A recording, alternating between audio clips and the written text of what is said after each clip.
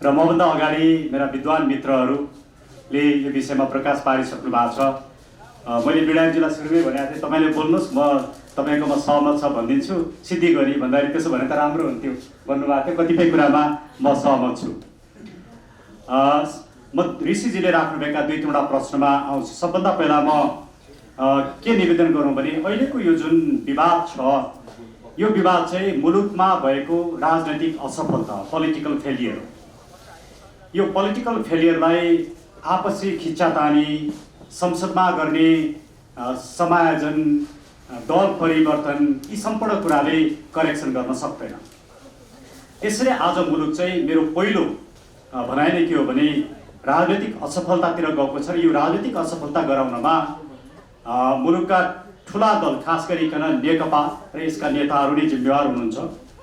त्यसैले राजनैतिक सफलताको बाटोमा जानका लागि नेकपाको विकल्प अब चाहिन्छ मुलुकमा भन्ने मलाई लाग्छ। म यति भनिसके पछाडि म तपाईँलाई केही कुराहरू, म 2-3वटा कुराहरू राख्छु। सबभन्दा पहिला ऋषिजीले जुन कुरा उठाउनुभयो, यसमा पुनरावलोकन हुन सक्छ कि सक्दैन, जहाँ बिडारीजीले पनि कुरा राख्नुभयो, यसमा सबभन्दा पहिला म टेक्निकल कुरा गर्छु। यसमा विपक्षी कसलाई बनायो भने 4 जनालाई बनायो। निर्वाचन आयोगलाई बनायो, नेपाल कम्युनिस्ट पार्टी नेकपालाई बनायो, अध्यक्ष खड्गप्रसाद ओलीलाई बनायो, अध्यक्ष पुष्पकमल दाहाललाई बनायो। अब अध्यक्ष पुष्पकमल दाहाल नेकपाका अध्यक्षको रूपमा, खड्गप्रसाद ओली नेकपाका अध्यक्षको रूपमा र नेकपालाई बनायो। मलाई लाग्छ निर्वाचन आयोग यसको पुनरावलोकनमा जाँदैन होला भन्ने मेरो अनुमान हो। खड्गप्रसाद ओली प्रधानमन्त्रीले केपी ओली, यहाँ खड्गप्रसाद शर्मा ओली रहेछ, उहाँको नाम केपी ओली भनेर पनि आउँछ, खड्गप्रसाद ओली भनेर पनि आउँछ, मलाई एउटै मान्छे जस्तो लाग्छ।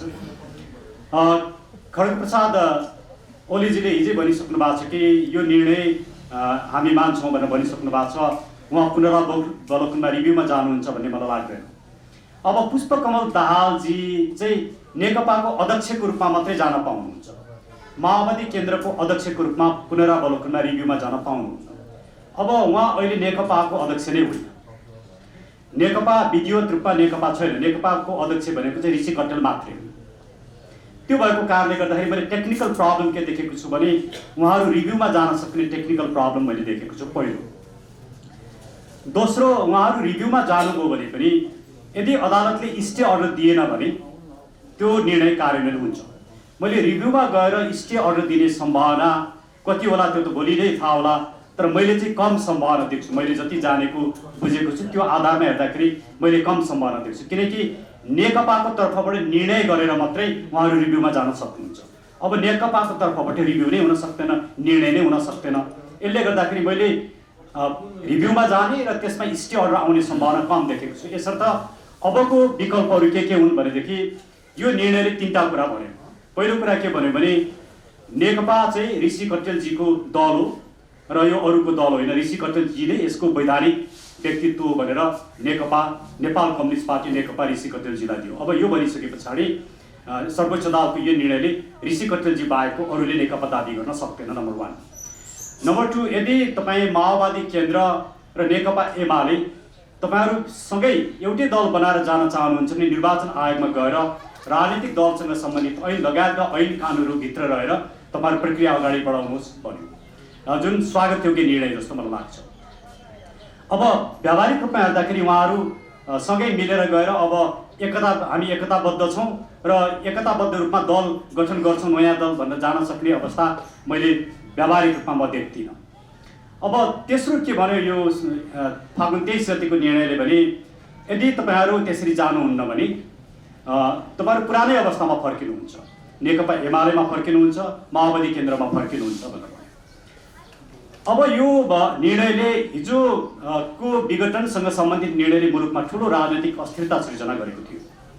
सबभन्दा ठुलो समस्या त प्रचण्डजीहरूलाई थियो, किनकि नेपाली काङ्ग्रेस र जनता समाजवादी दलले जसपाले के भन्यो भने तपाईँहरूले अविश्वासको प्रस्ताव राख्नु भएको छ, तर तपाईँको दल कुन हो, तपाईँ धारा 76 को कुन उपधारा अन्तर्गत सरकार बनाउने? किन धारा 76 को सरकार प्रधानमन्त्री ओलीको सरकार भनेर डिजेलुसनकै निर्णयमा बोल्यो। धारा 76 2 मा जान तपाईँको दल हुनुपर्छ, तपाईँसँग दल छैन भनेपछि उहाँको अविश्वासको प्रस्ताव सङ्कटमा थियो र त्यो अविश्वासको प्रस्ताव फेरि आफ्नै दलको विरुद्धमा अविश्वासको प्रस्ताव ल्याउन नपाइने सर्वोच्च अदालतको त्यो निर्णयलाई हेर्दाखेरि पनि देखिन्छ उहाँहरू सङ्कटमा हुनुहुन्थ्यो। प्रचण्डजीहरूलाई त्यो सङ्कटबाट मुक्त गर्ने काम हिजोको निर्णयले गर्यो भन्ने मलाई लाग्छ। तर अब उहाँहरूको हिजोको बिडारीजीसम्म कहाँ सहमत छु भने जसले हामीहरूसँग यत्रो रस्साकसी गरेर उहाँले भन्नुभयो संसद पुनर्स्थापना गराउनुभयो, उहाँहरूले नै संसदको पहिलो बैठक चाहिँ बहिष्कार गर्नुभयो, छोडेर हिँड्नुभयो। जबकि विषय के थियो भन्दाखेरि अध्यादेशको कुरा थियो। अध्यादेश त उहाँले संसदबाट फेल गराए भइहाल्यो नि, संसद अधिवेशन छोड्न हुँदैन थियो। यसले उहाँहरूको पोलिटिकल माइन्ड सेट देखाउँछ, उहाँहरूको प्रवृत्तिलाई देखाउँछ। त्यसैले उहाँहरूको यो राजनीतिक असफलताको जुन चरित्र छ त्यो संसदभित्र पनि देखिसकेको अवस्था छ। त्यसैले सबभन्दा राम्रो मैले देखेका केही विकल्पहरू म राख्छु। पहिलो विकल्प, उहाँहरू एमाले सत्तामा छ अहिले, किनकि प्रधानमन्त्री ओली एमालेमा हुनुहुन्छ र एमालेको हिजोको जुन संरचना थियो अध्यक्ष, उपाध्यक्ष, महासचिव, मलाई लाग्छ महासचिव ईश्वर पोखरेलजी हुनुहुन्थ्यो होला जस्तो मलाई लाग्छ, उहाँहरू त्यही संरचनामा जानुहुन्छ। अब हिजोदेखि उहाँहरू एमाले हो। भीमरावजीले हिजो संसदमा क्वेसन उठाउनुभयो, प्रधानमन्त्रीजी तपाईँको कुन दल हो भनेर। म भीमरावजीलाई सोध्न चाहन्छु, भीमरावजी तपाईँको कुन दल हो? अब उहाँहरू दुवैजना हाम्रो दलीय हो भन्नुपर्छ, यो उहाँहरूको नैतिक दायित्व। भीमरावजीले पनि भन्नुपर्छ, प्रधानमन्त्रीले पनि भन्नुपर्छ। प्रधानमन्त्रीले हिजो भन्नुभयो जस्तो लाग्छ एमाले भनेर, तर त्यति भन्न पर्याप्त छैन। उहाँले संसदमा हामी एमाले हो भन्नुपर्छ। उहाँ एमाले हुनसाथ अब 76-1बाट उहाँ 76-2को सरकारमा आउनुहुन्छ। तर 76-2को सरकारमा आउनलाई माओवादी केन्द्रले हाम्रो ओली सरकारलाई, एमालेको सरकारलाई विश्वास छैन भन्नुपर्छ। अब उहाँहरूले त्यो कुरा संसदमा भन्नुहुन्छ कि भन्नुहुन्न त्यो त बिडारीजीहरूको पार्टीको कुरा हो। म के अनुमान गर्छु भने उहाँहरूले विश्वासको मत छ भन्नुहुन्छ भन्ने मलाई लाग्दैन। उहाँहरूको जुन तिक्तता मैले देखेको छु, जुन व्यावहारिक रूपमा उहाँहरू फुट्नु भएको छ, त्यो सम्भावना छैन।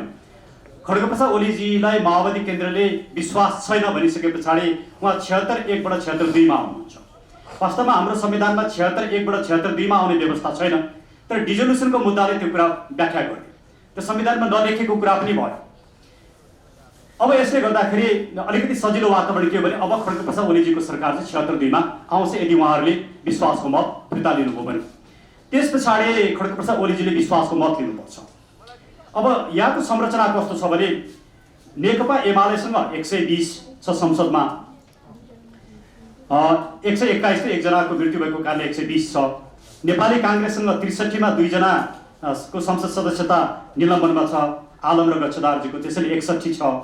माओवादी केन्द्रको 51 जना हुनुहुन्छ भने जसपाको 34 जनामा 2 जनाको संसद सदस्यता निलम्बन छ, 32 जना हुनुहुन्छ। अब मैले देखेको सम्भावना के हो भने नेपाली काङ्ग्रेस, माओवादी र जसपा मिलेर पनि सरकार बन्दैन, उहाँहरूको 144 पुग्छ। तर माओवादी केन्द्रभित्रका केही सदस्यहरूले प्रधानमन्त्री ओलीलाई साथ दिनुहुन्छ भन्ने कुरा उहाँहरू मन्त्रीमण्डलमै बसेकाले देखिन्छ। अब कि त माओवादी केन्द्रले उहाँहरूको संसद सदस्यता निलम्बन गर्नुपर्छ फ्लोर क्रस गर्यो भनेर, त्यो अवस्था आउनसाथ माओवादी यी 3टा मिलेर पनि उहाँहरूले सरकार दिन सक्ने अवस्था छैन। अब खड्गप्रसाद ओलीसँग 120 पनि रहँदैन, किनकि माधव नेपाल लगायतका व्यक्तिहरू प्रचण्डसँग जानुभएको छ। अहिलेको यो मैले अदालतमा बहस गर्दा पनि भनेको थिएँ डिजोल्युसनकै केसमा, मुद्दा यदि यो मुद्दामा संसद पुनर्स्थापना भयो भने सबैभन्दा अप्ठ्यारो चाहिँ माधव नेपाललाई पर्छ भनेर मैले त्यही बेलै भनेको थिएँ। वास्तवमा एक्ज्याक्टली त्यही भयो। अब माधव नेपालजी माओवादी केन्द्रमा पनि बस्न मिल्दैन, किनकि उहाँले एमालेबाट चुनाव लडेर आउनु भएको छ। माधव नेपालजी र उहाँको टिम जतिजना हुनुहुन्छ 35-37 जना भन्ने मैले सुनेको छु, 35-37 जना भीमरावजी लगायतका व्यक्तिहरू। अब यदि उहाँहरूले नेकपाले बोलाएको, नेकपा एमाले बोलाएको संसदीय दलमा भाग लिनु भएन र त्यसको व्हिपलाई मान्नु भएन भने मैले देखेको विकल्प के भने उहाँको संसद सदस्यता जान्छ। उहाँहरू 40% पुर्याउन सक्नुहुन्न। अहिले पनि ओलीजीसँग 83 जना संसद सदस्य छन् भन्ने कुरा बाहिर आएको छ। भनेपछि बाँकी उहाँहरूको संसद सदस्यले 40% पुग्दैन। केन्द्रीय सदस्यमा, केन्द्रीय कमिटीमा पनि माधव नेपालजीको एमालेमा 40% छैन। यो भइसके पछाडि माधव नेपालजी सङ्कटमा हुनुहुन्छ। अब प्रचण्डजी सङ्कटमा हुनुहुन्न, किन प्रचण्डजीसँग माओवादी केन्द्र भयो, हिजो जे थियो उहाँ त्यही रूपमा जानुहुन्छ। उहाँका जति संसद सदस्य थिए त्यति नै छन्, उहाँ त्यसको संसदीय दलको नेता बन्नुहुन्छ। अब उहाँलाई अविश्वासको प्रस्ताव राख्न पनि बाटो खुल्यो। सरकार बनाउनको लागि विभिन्न किसिमको त्यहाँभित्र संरचनामा जानका लागि विभिन्न दलहरूसँग मिल्न पनि उहाँलाई बाटो खुल्यो। मलाई लाग्छ यो निर्णयको सबैभन्दा फर्चुनेट मान्छे चाहिँ प्रचण्डजी हो। ओलीजी पनि अब क्राइसिसमा पर्नुहुन्छ। ओलीजीले विश्वासको मत पनि लिन सक्नुहुन्न, उहाँलाई अविश्वासको मत पनि पारित हुँदैन। त्यो गइसके पछाडि अन्ततः फेरि मुलुक धारा 76-5मा पुग्छ, अर्थात् त्यसको अर्थ संसद विघटनमा जान्छ। संसद विघटनमा गइसके पछाडि आउँदो मङ्सिर पुसतिर सायद निर्वाचन हुन्छ। अन्ततः सर्वोच्च अदालतले संसद विघटनको लाई खारेज गरेर जसरी पुनर्स्थापना गरेको थियो त्यो निर्णयले काम गर्न नसक्ने अवस्थामा पुग्छ। मैले त हिजो पनि भनेको थिएँ कि सर्वोच्च अदालतले गरेको निर्णयलाई सबैले मान्नुपर्छ, तर त्यो गलत निर्णय छ। त्यसैले त्यो निर्णय गलत थियो। र अब त्यसको प्रभाव चाहिँ राजनीतिक रूपमा एक किसिमको अस्थिरता सृजना गर्ने जसरी देखियो त्यसको अन्त्य हुन जरुरी छ र त्यो अन्त्य भनेको या त निर्वाचनले गर्छ या त यो राजनीतिक असफलताको विकल्प खोज्नुपर्छ, सिस्टेमिक चेन्ज खोज्नुपर्छ। बिडारीजीले राम्रो कुरा भन्नुभयो, यो चाहिँ सिस्टेमिक क्राइसिस हो भन्नु उहाँले जुन भन्नुभयो मलाई पनि त्यही लाग्छ। अहिलेको क्राइसिस चाहिँ सिस्टेमिक क्राइसिस हो। त्यो सिस्टेमिक क्राइसिसलाई एउटा निर्वाचनले समाधान गर्न सक्छ, अर्को यो सिस्टमले चेन्ज गर्नुपर्छ। अब सिस्टम चेन्ज गर्नको लागि विप्लवजीहरू जुन आउनु भएको छ हतियार छोडेर, त्यो राम्रो कुरा हो, तर हतियार बुझाउनु भएको छैन।